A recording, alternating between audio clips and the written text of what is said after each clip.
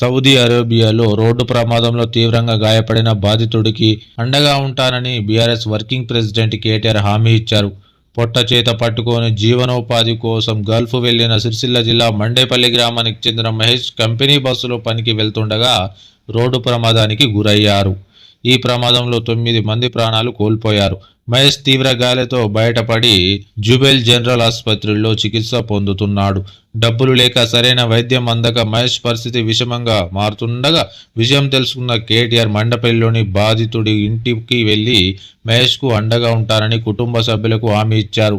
సౌదీలో చికిత్స పొందుతున్న మహేష్తో మీడియా కాల్లో మాట్లాడారు.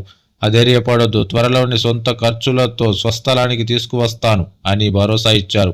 వెంటనే సౌదీలో ఉన్న పార్టీ ప్రతినిధులు తెలిసిన వారిని జుబైల్ ఆసుపత్రికి పంపించి మహేష్కు అండగా ఉండేలా చర్యలు తీసుకుంటానని సూచించారు. ఈ మేరకు తెలంగాణ ఎన్ఆర్ఐ విదేశాంగ శాఖ అధికారులకు లేఖ రాశారు.